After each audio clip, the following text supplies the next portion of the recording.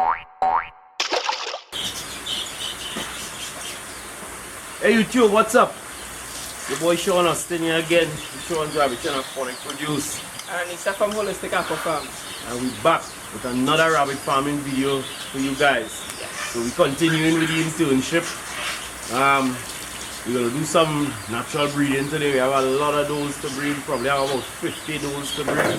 Obviously we're not gonna get through all of them, but we only have 12 bucks. So we'll probably get 24 bred if they cooperate.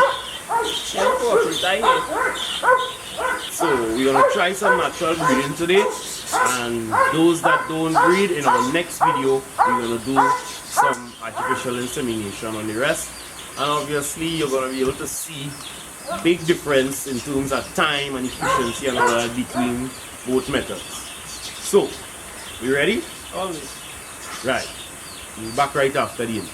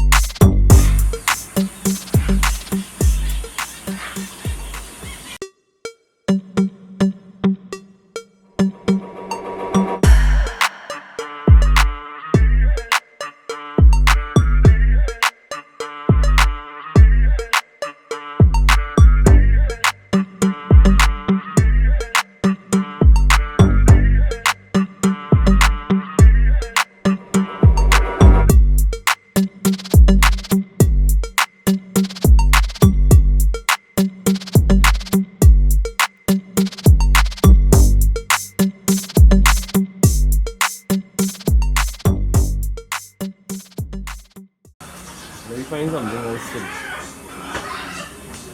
That? Yeah, like me. Pressure, people. Pressure. Failure. So this is one of the misconceptions we have as rabbit breeders. So people think that because it's a rabbit, it's very easy to breed. Yeah. And you just put that dough in the cage and it will all...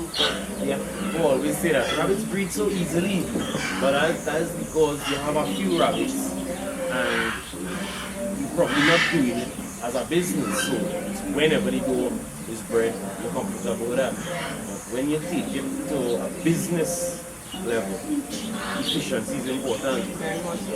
So if you have a doe or does that weeks on end you're trying to breed them without success, It doesn't make sense. it doesn't make sense. That's why he's the AI man.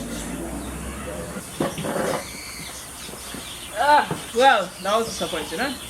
Yeah, very. You are yawning. that exercise almost put me to sleep. Yeah, that was some disappointing results. Yeah, that was total failure, guys. We tried some natural breeding today, and we got one doe. Out of 10. Yeah, the list is 30 something, but we're not even continuing. You know? We're just gonna go back to artificial insemination, which has proved to always be the best option for us. How long after you've been into breeding rabbits? How long after you started using artificial insemination?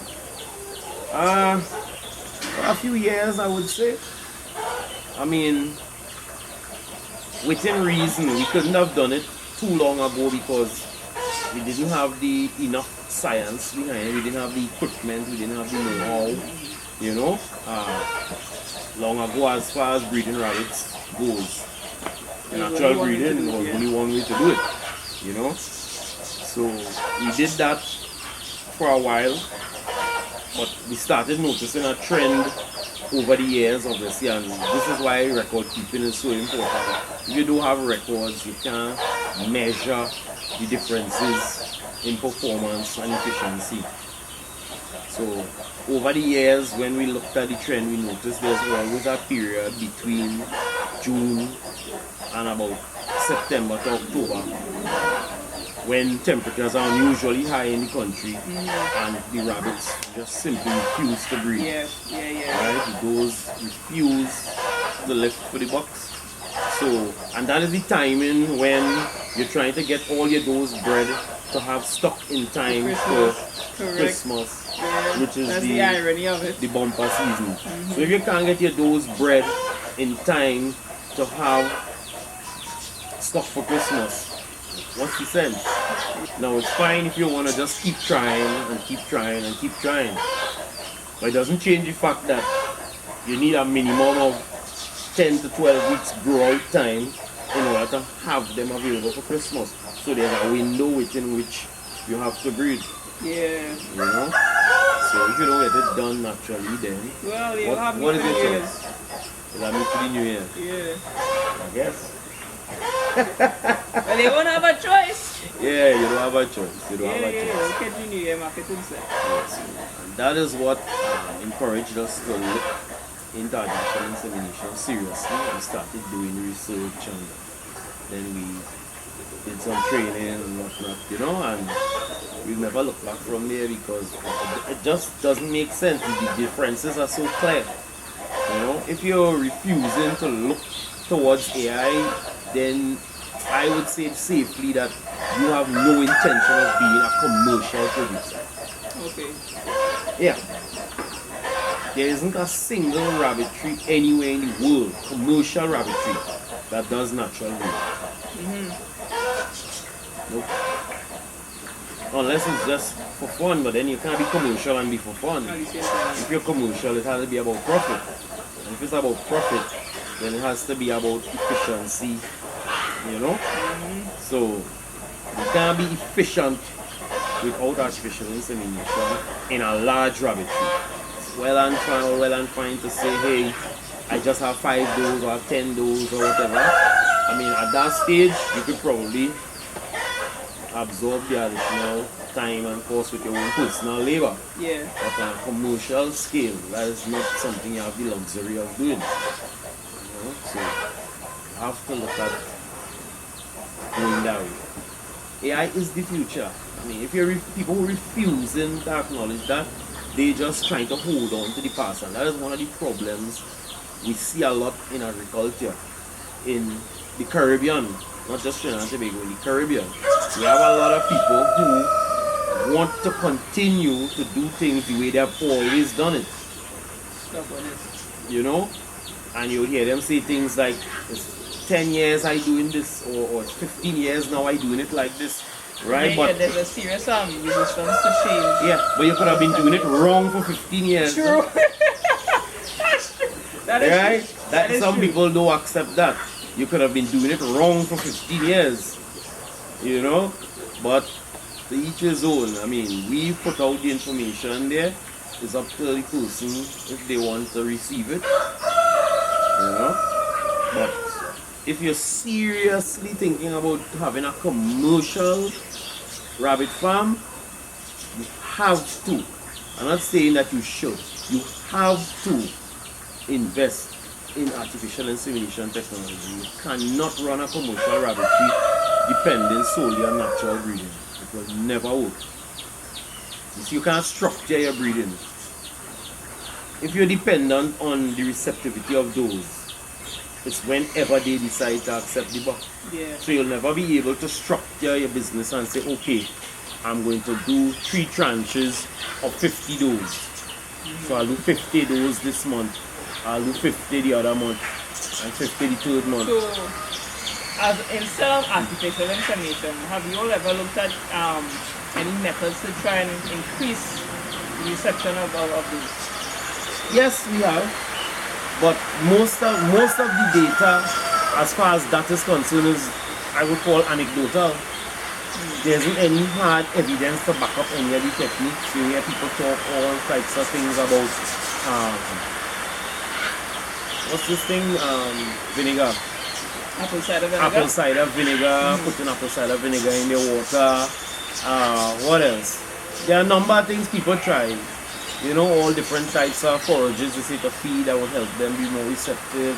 But it's all anecdotal. There's no evidence to back up any of that.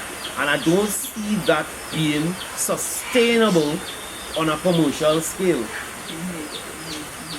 If you have a few rabbits, you're just a backyard farmer, fine. Try all the little home remedies and whatnot. But it has to be sustainable if you're going to maintain that on a commercial level. And I always say, I don't teach anything that you will do now with 10 does that you can't do when you have 100 does.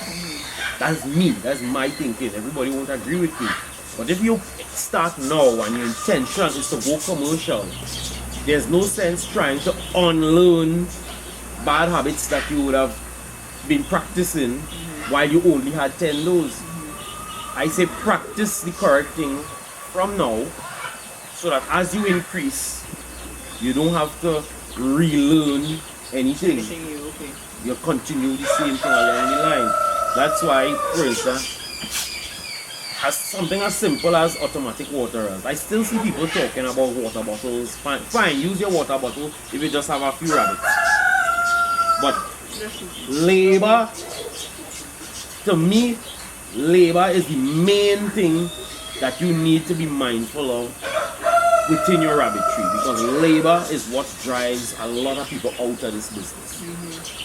So if I have 2 rabbits, I'm going to install automatic watering system for 2 rabbits. I started with 3 rabbits, and with those 3 rabbits I had an automatic watering system. And I remember somebody trying to say, well, you only have a handful of rabbits, there's no need for that. I mean, if you had 100 rabbits, I could understand. But why? Okay, but when you get to 100 rabbits, what are you going to do with all those water bottles? Well, that's a good point. Well, my thinking was, but why would I want to spend time filling 3 water bottles when I could fill up 1 reservoir? Because I only had 3 rabbits, I was using 4 or 5 gallons to last for the week. And only had to fill it once for the week, as opposed to coming up every morning to fill. If you have water bottles, every day you have to check them, especially during the hot months of the year. Right, so for you're me, going to have to be pulling those bottles twice a day. Yeah. You just create and work for yourself. I mean, who using bottles, fine. If that is what you have now, use it. But that must not be the end all. And if you're just getting started, I would recommend you go straight to automatic waterers as opposed to buying bottles. Because I think a lot of people look at money differently. No, but buying a bottle will work out. It's cheaper to buy nipples than it is to buy bottles. Yeah, it's almost the same. It's around the same price. It just doesn't make sense. No, it's financially it's cheaper to go with nipples anyway. Take it. I mean, what you have to look at, is they'll have to run a line and they'll have to get something to use as a reservoir. But it's not really that. Yeah, but that is a one-time installation. Exactly, and in terms of and you never have to worry about water again. Exactly. I mean, a 5-gallon bucket in Trinidad will cost you maybe $10-15. Yeah, 20 for the most. $20. It's not that difficult. No. It eventually pays off for itself anyway. It does indeed. And I mean, I'm only looking at the labor. Yeah, well, that's why it pays off for itself. I'm only looking at the labor. Because if you were to pay somebody to go and fill those water bottles for you every day, right, as opposed to just fill up the thing.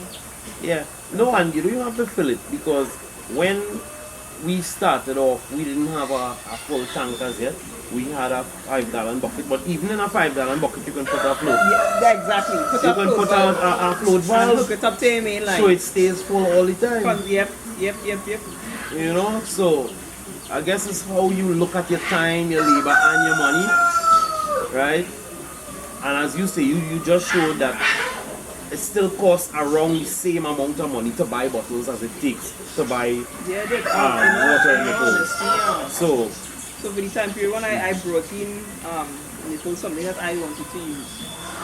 And well, I remember thing I told you that I was selling nipples and thing at one point in time. Right? Yeah. The cost of one of those nipples was actually cheaper than the bottle. It was cheaper than the nipple they put on a bottle. Oh yes, because they have the nipples that they sell that you can screw onto any 2-liter bottle. The nipples that I brought in for a PVC pipe worked out to be less than because of one of those little nipples to put on a bottle. It just makes sense. It just makes sense. I mean, and that is if you intend to go commercial, guys. If you're a homesteader or you're a backyard farmer and you just have a few rabbits and you don't mind getting up and fill your bottles, that's fine. We're not bashing anyone. No, we are speaking about I am a backyard. The persons who intend to do rabbits on a reasonable scale. Do everything in your power to reduce your labor. I'm not saying labor cost as it, and a lot of people think labor doesn't have a cost because it's their labor.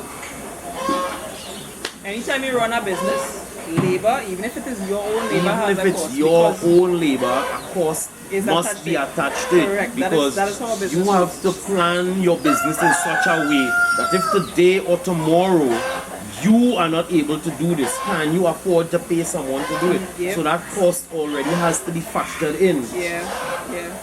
And what you could also look at, if somebody was paying me to do this job, how much would I find to be reasonable? Exactly. What do you think would be a reasonable cost to do that? Exactly. You know? So guys, structure your business and pay yourself. Even if you don't pay yourself, put a cost to your labor so you'll be able to know your total expenses and what it's costing you to run the business. Right? Most people calculate cost simply as the fee they're buying because they are doing the labor. You have to put a cost to the labor, otherwise you're not having a true reflection of your overhead Something like cost. there's a cost attached to cutting forages. That's a cost as well. Everything. Even if you're not buying feed, you're just feeding forages, you have to consider the cost of labor. As long as labor is involved, a cost has to be attached to it so that you can have a true reflection of what it costs to raise that rabbit. Right? So guys, I mean, it was a somewhat unproductive day in terms of breeding rabbits. Yeah. You know, we got some other stuff done. We did some culling this morning. We processed a few rabbits. Clean up the aquaponics system. We cleaned up the aquaponics system. We're gonna cut some forages to feed the rabbits. And well, that's it. Yeah, pretty much.